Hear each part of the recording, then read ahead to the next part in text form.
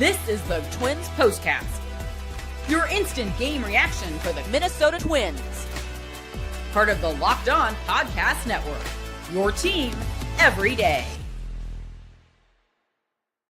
What's going on back in the lab? Back at it. Another Twins postcast right here. Locked On Sports Minnesota Network, your team every day. Twins take down Game 2 versus the Phillies. More fantastic starting pitching, this time by Mick Able tonight. A 9K day, plus Byron Buxton. This dude's not human right now. Final score tonight, 5 rip. Got your full deep dive coming up right now. Thanks for tuning in. You got me, Luke Inman, at Luke_Spinman. Sweet Lou Hennessy. Give him a follow on X, at Sweet Lou MN, Twins expert over at Zone Coverage MN. And as always, can't say it enough, go check out our guy Brandon Warren. All the daily Twins content you can handle over on Locked On Twins podcast each and every day. All right, Lou, so 5 rip, that's your final, 70 and 91 now on the year. Lots to get into. I feel like we got to spend a healthy amount of time on Mick Able's 9K night tonight.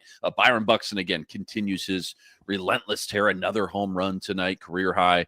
Plus, we got our nerdy stat and game MVP. Let's just jump right into the biggest turning point, though, from tonight. Time to reveal where the game was won or lost. It's the turning point.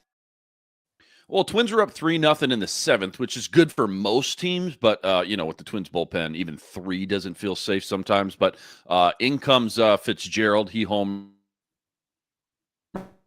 He makes it 4 rip. And then Austin Martin scores on a Ryan Jeffers double. That made it 5 rip in the 7th. But you tell me, walk us through it. What did you think was the biggest turning point from tonight? When was it and why? I mean, if we knew that we were getting this version of Mick Able, I think the turning point has to be the very first at-bat of the game when Byron Buxton goes yard. Might be. I think you're not wrong in saying that later in the game, boosting it up to a 4-5 run lead, that's a really big turning point, and it ended up being a good get for the Minnesota Twins tonight. It looked like a different version than we've seen over the last few, 6 months. Yeah, no doubt. This is what you'll be talking about. I feel like I keep coming on here and saying it. Now, the last couple games, it's been Theo up here, but now you enter stage left. Deja vu, because like 4 out of the last 5 games I've came on here and talked about the starting pitching. I feel like that's what we'll be talking about. First, it was Zebby, then Taj Bradley, 9 Ks, Bailey Ober, 6 shutout innings. Now tonight, it's Mick Able, 6 scoreless innings, 9 Ks. What we should be talking about is where all this pitching is coming from all of a sudden right at the end of the year. But what did you love about Mick Able tonight? What was kind of really working with his stuff so well tonight? Kind of a grudge match for him, the team that drafted him. He was a super highly touted prospect coming out of the amateur draft. I think going into that year, he was looking like possibly a first round, first pick. He had that much praise. Yeah. He ended up slipping a little bit, but he's been a top 100 prospect for the last few years. So for him to go back to Philly in a building that was absolutely filled to the brim with crazy Philly fans, that was huge for him to go out and to shove, and like the rest of the guys in this rotation, to end on a high note. I think their last time through the rotation here, the last week, the starting pitchers for the Twins have totaled 30 innings pitched and just 4 earned runs allowed. That's an ERA of like 1.2. So that is fantastic, and that's everybody ending the year on a high note. It kind of reminded me of back in 2016. There was also kind of a lost season for the Twins, but Jose Barrios made his debut, and he got kind of shelled a little bit. I think he ended the year with an ERA in the 6s, but you're like, okay, he's still our top prospect, and we're just gonna have high hopes for him. Now it kind of feels like the Twins have maybe 3 or 4 guys that could kind of maybe fit that bill of they didn't have the greatest year this year, but you're going into next year with high hopes of them as high-end pitching prospects. You mentioned the outstanding ERA from the starting pitching, but the back end too. Like that is by far the biggest Achilles heel of the entire roster of the entire team. But tonight, once again, Funderburk and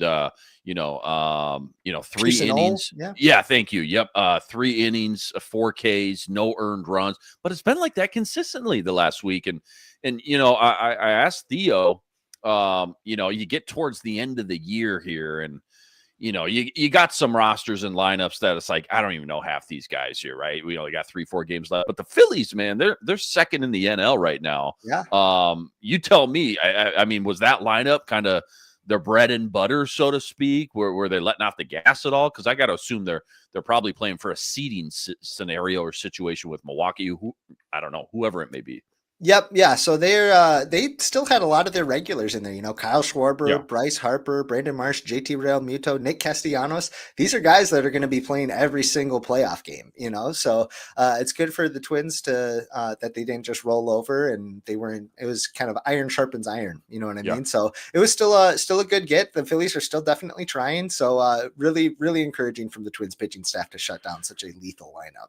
Was there a favorite at bat or sequence or inning out there from Mick Able tonight that really made you step back and go, man, he's cooking tonight, or yeah, I see the high ceiling. I see why the guy was a highly touted dude coming out of high school and college as that first round kind of mocked pitcher. Was there something that really stuck out tonight? Yeah, I thought it was really encouraging that his first 4 strikeouts all finished on different pitches. You know what I mean? It's not just like, oh, his slider was cooking tonight and the Phillies were fishing for it. No, he had 4 different pitches that were really working for him. And that's huge. I think the struggles that we've seen from Mick Able have been mostly kind of mechanical stuff when his body's kind of out of whack. But his raw stuff is there. You can see, it's just he misfires on these fastballs and everything else is playing off of that. Tonight it was cooking. So we saw the upside. We saw the reason that the Twins thought so highly of him to trade Joan Duran for him. So really cool to see that all his stuff was cooking tonight.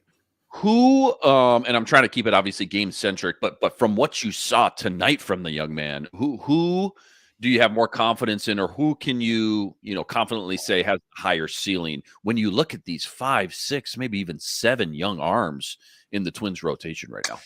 Yeah, it's tough. I'm a big Zebby fan. He's had a really up and down, especially the last couple months. I think just from a body standpoint and a physicality standpoint and a tool standpoint, Zebby is the one that I'm the most excited for. But then I can also hear the argument for guys like Mick Able, who are still kind of that prospect age, or Taj Bradley, who has just recently graduated from that, top prospect pedigree. But yeah, for me, it's Zebby, but it's a good problem to have when you can talk yourself into 3 different options there.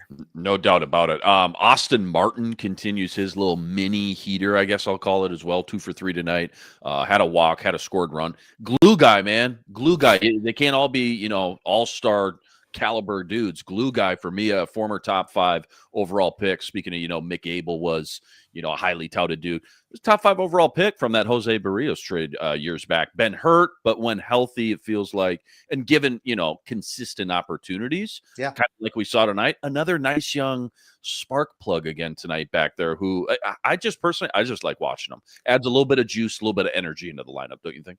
Absolutely. Absolutely. It's something that this lineup has been missing, and a guy that just gets on base a lot. You can still knock him on maybe his shorter power numbers, but that's okay because they have other guys that's going to be their calling card. So to have Austin Martin near the top of the lineup, getting on base, I also can't say enough about the defensive strides that he's made, especially in left field. He made an awesome catch at the wall tonight. I was worried he got a little shaken up by it, but he looked to be okay. He's made a few just really, really awesome catches. He's got the speed for sure. It's always just been a matter of how good of a jump he can get and just kind of the mental game that he plays with himself. So it's been really cool to see him over the last couple months making the most of this opportunity. I think he's going to be penciled into a spot, maybe a platoon role in the lineup next year. Boy, talking about the young arms in the pitching pool there, Keyshaw, Austin Martin, it's just a lot of young and that's what you should have. I mean, we shouldn't be surprised really, right? After the fire sale at the trade deadline, you should be coming away with some young core nucleus guys that hopefully, 3 out of 5, 4 out of 5 can develop and progress and turn into somebody that you can build around for sure. Don't go anywhere. Biggest pros, biggest cons, plus our game MVP tonight as well. That's all coming up right after this.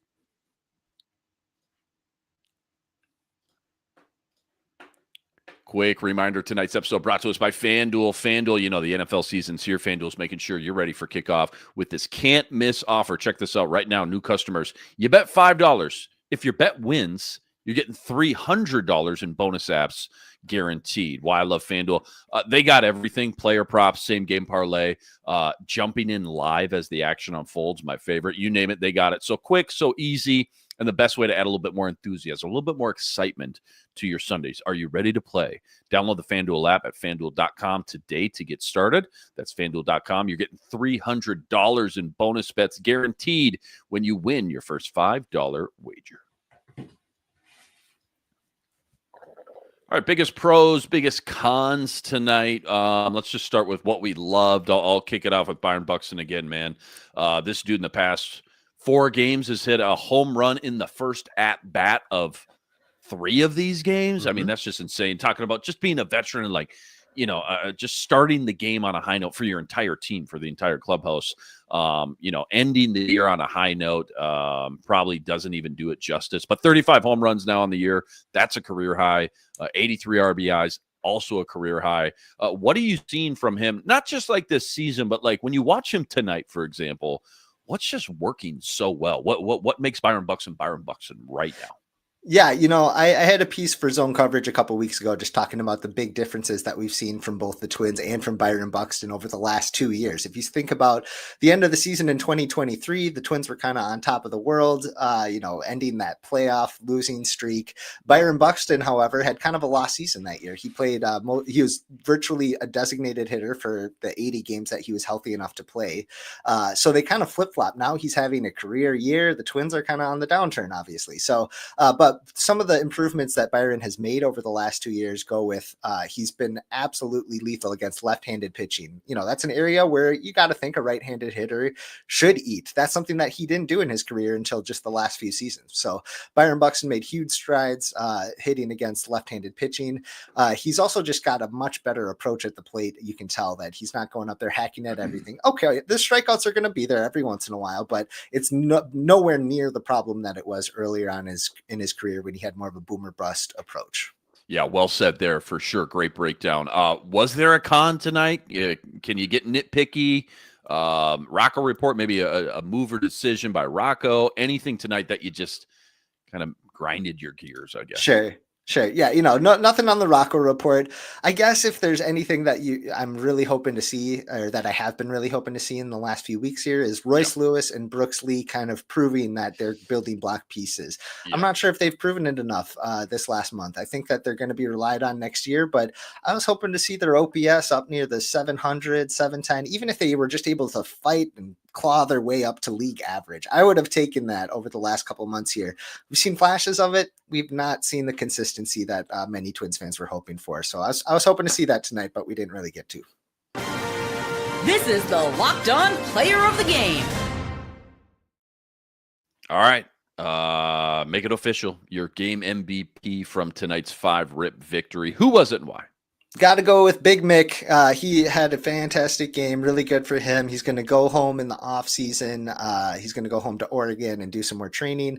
Good for him to get his first win as a Twin. That's just a star caliber performance from somebody who the Twins are going to hope can be a star for years to come. And just real quick before we move on, I got to give a quick shout out to Mr. Luke Inman for getting through an entire season of Twins breakdowns after let's be honest, a really difficult season. It's been really fun for Twins fans to be able to have the opportunity to break every game down, and we thank you for it. Oh man, you're the man. You're making me blush. I'm only as good as my co-host, though. You know that. I love teeing you guys up, and Sweet Lou, you're one of the best in the biz, man. Hope we get you back next year. Last one. Can we end for old time's sake? Right, our staple nerdy stat of the day. Do you have any crazy stat? Any fun analytic Twins related tonight? Yes, we do. So coming into tonight's game, before Mick Able had this incredible performance, Twins starting pitchers over the last 2 weeks, they held their opponents to an OPS of just 296 when they got to 2 strikes. That's best in baseball by almost 200 points. So really, really encouraging from the rotation over the last 2 weeks. Mick Able continue that trend tonight. Let's hope they continue it into 2026, baby. Great stuff. Per usual, Sweet Lou, you're the man. 5-rip was the final tonight, 70-91, with 1 game left in 2025. Go check out all of Lou's work. Give him a follow on X at SweetLouMN, plus all the work he's always putting up over at ZoneCoverageMN.com as well. Got to say it one more time. Go check out our guy Brandon Warren as well. All the daily Twins content you can handle over on Locked On Twins podcast each and every day. Luke Inman at Luke_Spinman. Again, last game of 2025. That takes place tomorrow. 2:05 first pitch. Simeon Woods Richardson on the mound. We'll catch you right here. Same time, same place. Until then, give it to me, Lou. Signing out. Signing off.